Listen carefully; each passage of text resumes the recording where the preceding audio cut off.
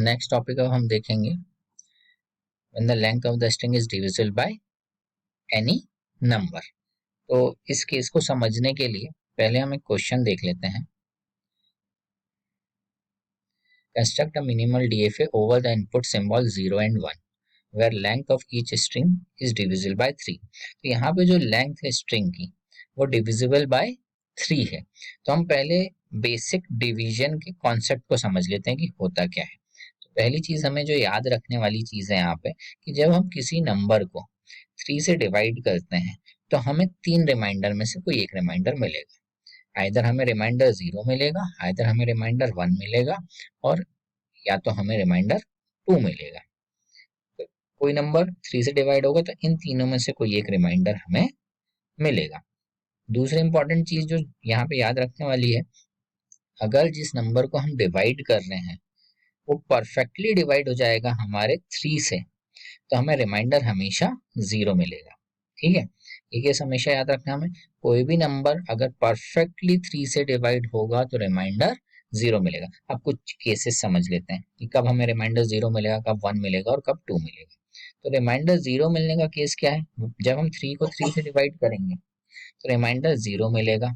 जब हम 6 को 3 से डिवाइड करेंगे तो रिमाइंडर 0 मिलेगा। 9 को 3 से डिवाइड करेंगे तो रिमाइंडर 0 मिलेगा। इस तरह मल्टीपल ऑफ 3 जो है, जो नंबर मल्टीपल ऑफ 3 में होंगे उन्हें हम जब 3 से डिवाइड करेंगे तो हमें रिमाइंडर 0 मिला करेगा। यहाँ तक क्लियर है।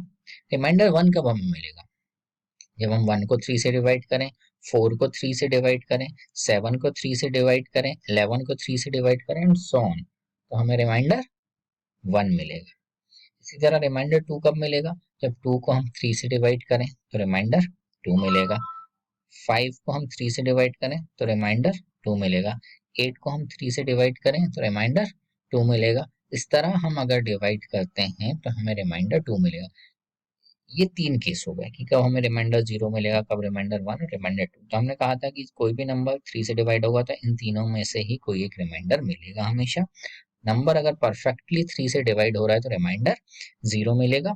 और एक इंपॉर्टेंट चीज जो यहाँ पे याद रखनी है, कोई भी नंबर 0 को अगर डिवाइड करेगा, जैसे 0 को हम डिवाइड कर रहे हैं 3 से, तो हमेशा रिमाइंडर हमारा 0 ही होता है। 0 divide by any number is always 0। तो हमारा क्वेश्चन, अब ये तो बेसिक डिवीजन हमने समझ लिया क्या होता है, कब हमें रिमाइंडर क्या मिलते हैं 3 से डिवाइड करने पर। क्वेश्चन पे वापस आते हैं। हमें दिया हुआ है when the length of each string is divisible bye 3। मतलब अगर स्ट्रिंग की लेंथ 3 से डिवाइड करने पर 0 रिमाइंडर रिटर्न कर दे हमें, तो हम बोलेंगे लेंथ ऑफ स्ट्रिंग जो है वो डिविजिबल है 3 से। तो मतलब अगर स्ट्रिंग की लेंथ 0 हुई तो 3 से डिवाइड करने पर मुझे 0 मिलेगा, परफेक्ट डिवीजन मिलेगा। स्ट्रिंग की लेंथ अगर 3 हुई, 3 से डिवाइड करने पर परफेक्टली डिवाइड हो जाएगा। स्ट्रिंग की लेंथ 6 हुई तो 3 से डिवाइड करने पर मुझे 0 मिलेगा। स्ट्रिंग की लेंथ अगर 9 हुई तो 3 से डिवाइड करने पर 0 मिलेगा एंड सो ऑन। इस तरह लेंथ जो होंगी स्ट्रिंग की वो 3 से डिवाइड होने पर परफेक्ट डिवाइड अगर हो रही है तो वो सारी स्ट्रिंग्स वैलिड होंगी। तो मैं कह सकता हूँ 0 लेंथ स्ट्रिंग जो है हमारी 3 से डिवाइड हो जाती है, 3 लेंथ स्ट्रिंग हमारी 3 से डिवाइड हो जाती है, 6 लेंथ स्ट्रिंग हमारी 3 से डिवाइड हो जाती है एंड सो ऑन। तो ये सारी वैलिड स्ट्रिंग्स हैं। सिंगल लेंथ स्ट्रिंग, 1 लेंथ की स्ट्रिंग 3 से डिवाइड नहीं होती, परफेक्ट डिवाइड नहीं होती, तो हम ये कहेंगे ये इनवैलिड है।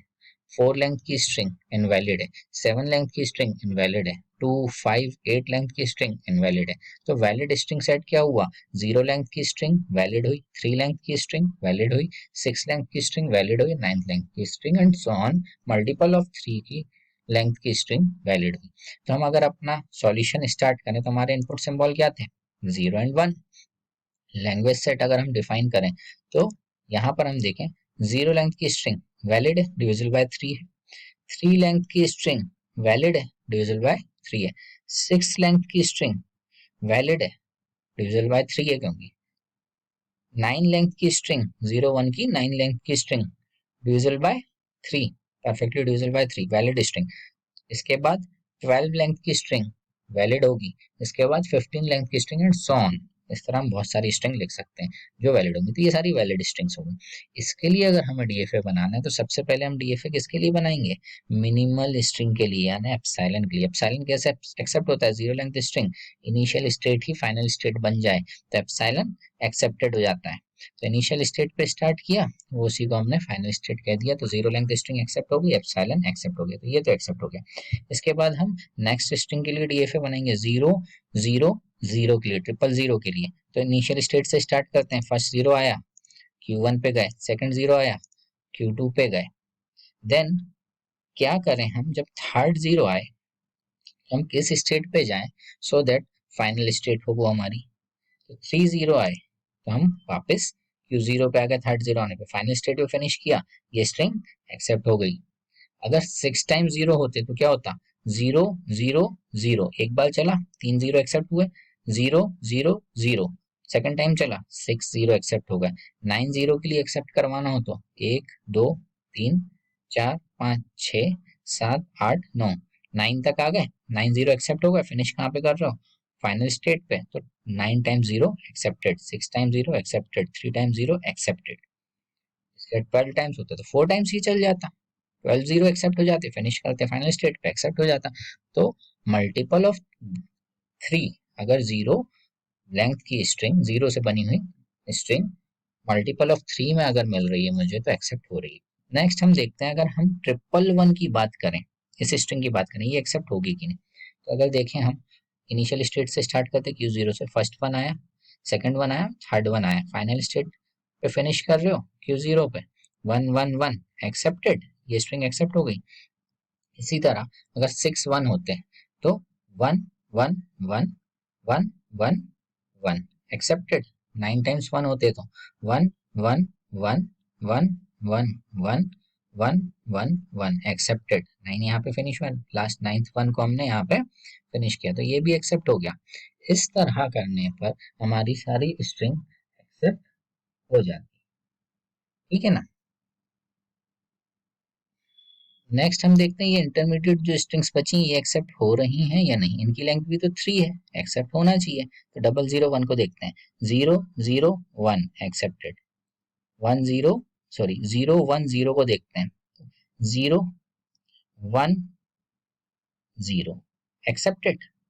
ये वाली स्ट्रिंग को देखते हैं, four times zero then double one, zero zero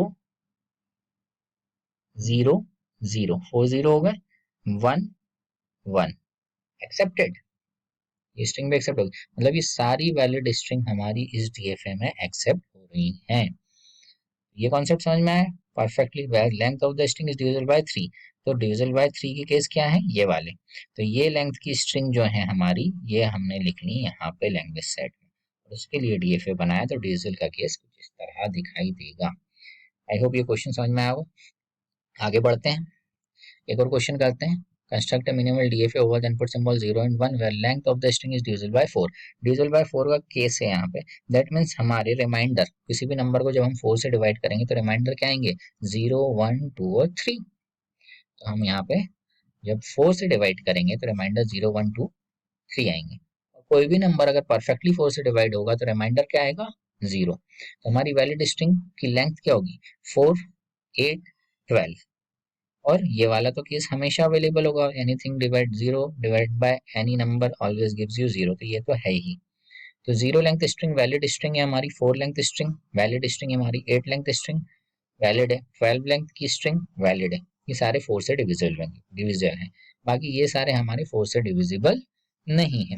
कब रिमाइंडर वन मिलेगा, टू मिलेगा, थ्री मिलेगा, ये हमने केसेस लिख लिए। ये सारी इनवैलिड लेंथ की स्ट्रिंग्स हैं, वन लेंथ की, फाइव लेंथ की, नाइन लेंथ की स्ट्रिंग्स इनवैलिड होंगी, टू सिक्स 10 लेंथ की स्ट्रिंग इनवैलिड होंगी, थ्री सेवन 11 लेंथ की स्ट्रिंग इनवैलिड होंगी, ठीक है, क्योंकि परफेक्ट फोर से डिवाइड नहीं हो रहे। आगे बढ़ते हैं, सॉल्व करते हैं। हमारे इनपुट सिंबल्स क्या है, zero and one.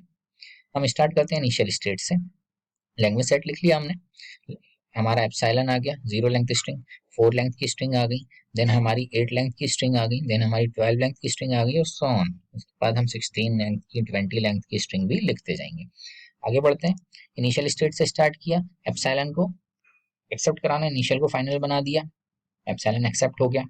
Four zero आते हैं तो क्या करेंगे, यहाँ से स्टार्ट करेंगे क्यू जीरो से, फर्स्ट जीरो आया Q1 पे गए, सेकंड 0 आया, Q2 पे गए, थर्ड 0 आया, Q3 पे गए और 0 रीड करके वापस आ गए फाइनल स्टेट पे। 4 0 एक्सेप्टेड, 8 0 एक्सेप्ट हो रहे हैं क्या? 1 2 3 4 5 6 7 8 एक्सेप्टेड। यहाँ पे 12 0 एक्सेप्ट होंगे क्या? 1 2 3 4 5 6 7 8 9 10 11 12 12 0 भी एक्सेप्ट हो गए सारे। मल्टीपल ऑफ 4 लेंथ की स्ट्रिंग जो होंगी वो अभी 0 से जो बनी होंगी वो एक्सेप्ट हो जाएंगी। इसी तरह हम 1 की बात करें, 4 टाइम्स 1 अगर होते हैं तो क्या होता? Q0 से स्टार्ट करते हैं, 1 1 1 1, फोर्थ 1 पे हम वापस फाइनल स्टेट पे आ गए तो एक्सेप्टेड। 4 1 अगर हमें मिलते तो हम इस स्ट्रिंग को एक्सेप्ट करते, और ये होनी भी चाहिए एक्सेप्ट, क्योंकि 4 1 यानी length of string is 4 which is valid string. अगर 1 8 टाइम्स होते हैं तो क्या होता?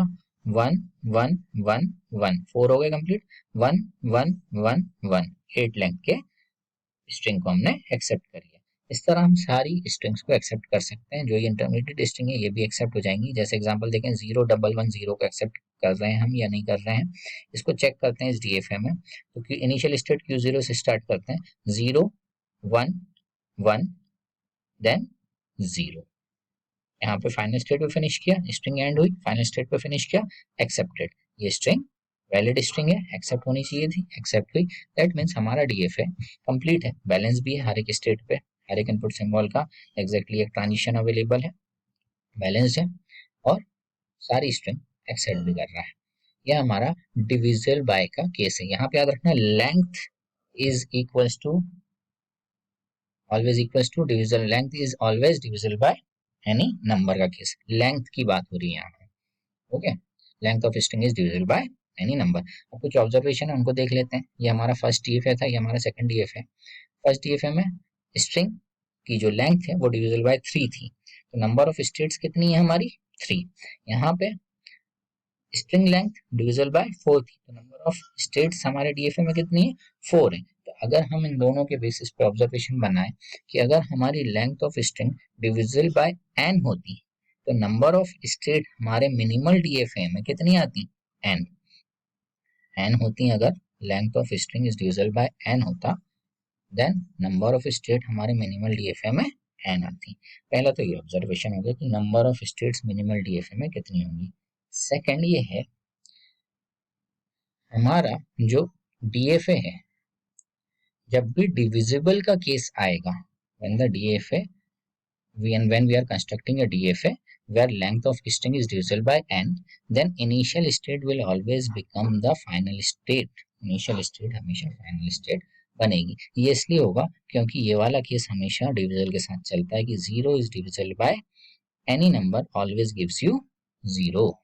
ठीक है, तो इस केस के लिए सेटिस्फेक्शन के लिए 0 लेंथ की स्ट्रिंग हमेशा डिविजिबल होगी किसी भी नंबर से, चाहे वो 3 से डिवाइड करो, 4 से डिवाइड करो या कोई और नंबर से डिवाइड करो। 0 लेंथ की स्ट्रिंग हमेशा वैलिड स्ट्रिंग होगी क्योंकि वो हमेशा 0 ही रिटर्न करता है, परफेक्ट डिवीजन होता है। तो ये एप्सिलॉन हमेशा प्रेजेंट होगा, एप्सिलॉन हमेशा प्रेजेंट होगा तो इनिशियल स्टेट हमेशा फाइनल स्टेट बनेगी, ये हमेशा होगा डिविजन के केस में। तो ये तो एक कंडीशन थी, डीएफए का एक टाइप था, when length of string is divisible by any number. तो यहाँ तक आई होप आपको समझ में आया होगा। अब हम नेक्स्ट क्लास में नेक्स्ट टॉपिक देखेंगे। Thank you.